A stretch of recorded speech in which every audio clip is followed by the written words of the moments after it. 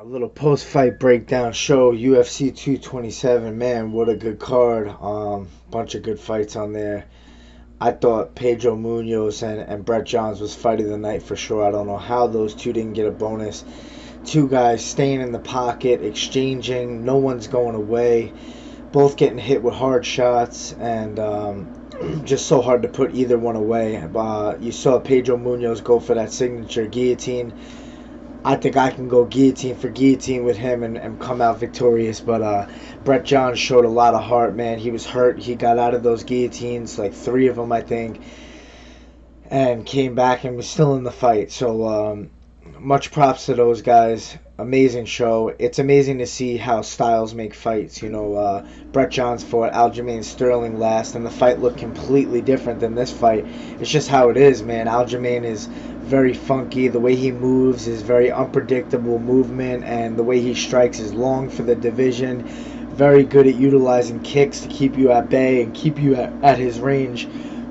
And when him and Brett Johns fought, Brett Johns seemed just lost, And in this fight, Brett Johns put on a hell of a performance and really put it on Pedro Munoz, and they both kind of stood in that range where you're able to touch each other the whole time in the pocket, which is dangerous, but it makes for an exciting fight. So that was awesome to see.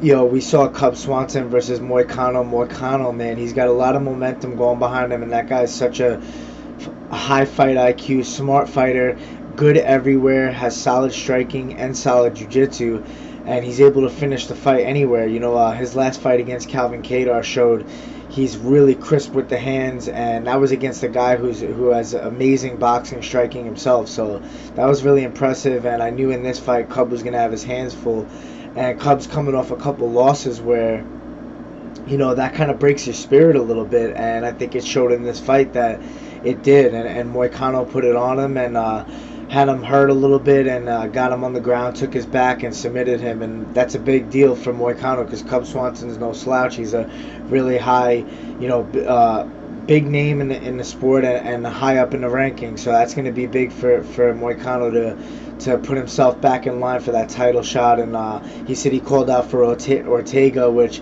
unfortunately I don't think that's going to happen because Ortega's kind of set up for that next fight already. But I think that's a good fight to look forward to as a rematch in the future. I think those guys will definitely meet again. And he gave Ortega a really good test. Before he was finished, he was really looking sharp in that fight. So I'm excited to see that happen again. And then you got Dillashaw doing it again against Garbrandt. Man, it's interesting because Garbrandt didn't really show much improvement from the last fight. I feel like he kind of fights emotional no matter what. He just throws that big right hand. He has a lot of flaws in his game, though, leaving his left hand low. Dillashaw was able to capitalize, throwing that overhand right 3 consecutive times over and over. And the thing with Dillashaw is he leans out left really hard, so his right hand has a lot of range to it out here. And he was way outside of Garbrandt's right hand because Garbrandt throws a tighter right hook with a lot of power with his hips. And Dillashaw showing that he's grown a lot with his power. He's starting to hurt guys more. And, man, he hurt Garbrandt again. He came in with that killer instinct, landed that nice knee against the cage, finished him off with those shots. And, some guys aren't that quick to recognize that a guy's hurt and jump on it. It takes a lot to jump on a guy and really put it on him when he's a little bit hurt, and be confident that you're not going to burn yourself out and you're going to get that finish. That was really impressive, and I think that kind of solidifies that whole rivalry that they had going on between Alpha Male and Dillashaw, which is going to be nice for him. And it's going to be cool to see some fresh blood come up. Maybe Marlon Moraes comes up and challenges for the title. That would be interesting to see. Or you see Dominic Cruz come back, depending on what his timeline is, and that would be a great rematch as well, because that first fight was kind of controversial anyway. So I would really like to see them two go back at it, just to see who really is the best bantamweight in the world right now. That would solidify it, in my opinion. Dominic Cruz had a long reign at the top, and now Dillashaw has shown that he's ready to claim that title. So the title as the best bantamweight in the world, I'm saying. So that would be really interesting to see. But that shakes up the division. No more Cody Garbrandt rivalry and rematches, trilogy fights. Had Garbrandt won, we probably would have saw a trilogy. So this shakes up the division nicely, and I think that's really exciting for the bantamweight. So we had Henry Cejudo come out victorious against Demetrius Johnson. In my opinion, it wasn't the same Demetrius that we usually see. I think that there was something a little bit off in that fight. Maybe, you could attest that to Henry Cejudo's improvement since the last fight, which is was definitely shown. I mean, he has that outside leg trip, that inside leg trip that was beautiful that he landed a couple times, and he was able to control Demetrius, which has been shown to be a really hard task in the past. So that was big for Henry, being able to kind of control him on the ground for a little bit of time and really score those points on those takedowns. Realistically, he didn't land a lot of damage on the ground. He didn't really posture up and land any ground and pound, but I don't fault him for that. As soon as you posture up to land ground and pound, it gives the guy space, a guy with a really good scramble game like Demetrius, to get up from the bottom, and it kind of negates the takedown now. So Henry kind of had to do that to secure the points for the takedown. I think that was what he was doing, and that might have got him the edge for the victory on the judges' scorecards. I personally had a 2-2 going into the 5th round, and it's just so hard to judge that fight because to me, Demetrius was landing the more precise shots on the feet as far as the leg kicks go and the striking goes. Obviously, Henry Cejudo was pressing forward more, but how do you break that up as far as what's more significant, what's worth more, what is winning the fight? The leg kicks versus the pressure, the takedowns versus the amount of significant strikes. I mean, it's so hard to be a judge. I know it's easy to criticize these guys, but even myself as a fighter, having been in there so many times, it's still confusing to me to figure out who is really the winner, I couldn't even tell you who I had in that fight. It's just a shame because it's such a close fight, razor sharp. It's hard to take the title away from the champion like that. Like they say, you have to beat the champion to be the champ. So I didn't really see that. I mean, Henry looked better in this fight. He definitely landed those takedowns and secured the time that he needed to score points. But he didn't really do anything with it as far as damage, pass guard, go for submissions, go for ground and pound, try to finish the fight. I didn't see any of that. And that's what I like to see in a fight, to say, man, you wanted it more. Like, you were trying to win the fight. So with that said, still you got to give props to Henry for being able to fight a guy like Demetrius like that and be successful in there like that. And put on a great performance, and definitely after being finished by a guy in the first fight, to come back confident enough to perform like that, that's a big thing. When someone finishes you under 2 minutes, now all you know is this guy took me out so quick that's his level. He hurt me early.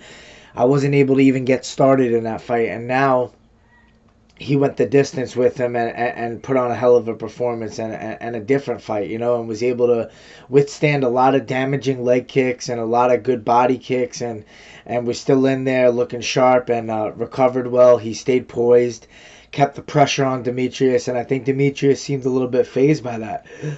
Usually Demetrius is used to never being outpointed or out taken down or held on the ground. I mean, we've never seen that with him. So I feel like that was a little bit of a shock for him, and it took a little bit of his confidence away as the fight went on.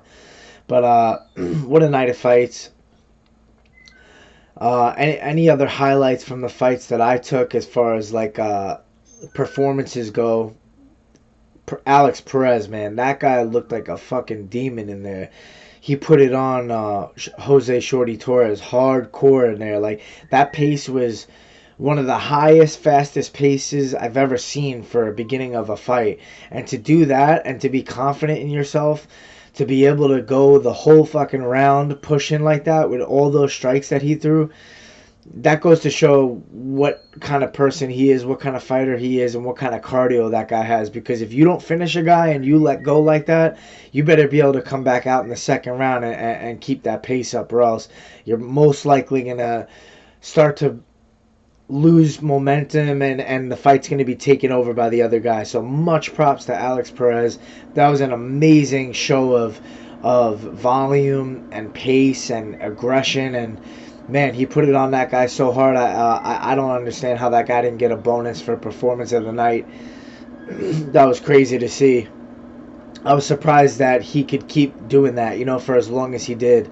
And I was actually really curious, what would it be like if this went into the second round? Would the fight start to turn? Would he be able to keep that pace? Would he start to break and lose his cardio as the fight went on? So I was interested to see if that would happen, but man, he just put him away, and he was connecting on a lot of strikes. And Jose Torres, known as a guy who has a slow start, and if you're gonna do that to anybody, you do that to a guy that starts slow, because he has no time to get started. You're in his face right off the get-go, and there's no way for him to settle in and start to see shots land and get comfortable in the fight, because you're just barraging him as soon as the bell rings, and he's on his heels, backing up and taking shots and on the defense the whole entire first round. So much props to Alex Perez. That was a beautiful performance. And also, quick touch on Marlon Vera, a guy that I fought in the past. I like the guy. He's a good guy. Anybody you fight, you kind of want to see them keep winning. That only makes it look better. But big props to him too. That was a really nasty body shot that he landed. I thought that the other guy was looking, pretty sharp in the early stages of the fight, and then Marlon Vera kind of came alive later on as he was getting hit a little bit, and started to put it on that guy. Landed a nasty body shot, put him down, finished him on the ground, and that was a really good performance too. And we've heard about the surgery for his daughter. I was really happy to see that for her being able to smile now. She had the surgery for her face, for the muscles to enable her to be able to smile, and that was touching to hear, and I'm happy for that. And God bless you and the family. And that was a really good performance for him, coming off a couple losses. I know he fought John Lineker. I know what that feels like. Guy's a fucking killer. So it's always a beautiful feeling to come from your back against the fence and have a couple losses and kind of your spirit broken, and get that big victory after that, and kind of restart and revamp your career. So that was really good to see too. That's quick and short, just a post-fight breakdown of UFC 227, and we'll be back with the next card to do a boom breakdown for you for those fights. Boom. Cheers.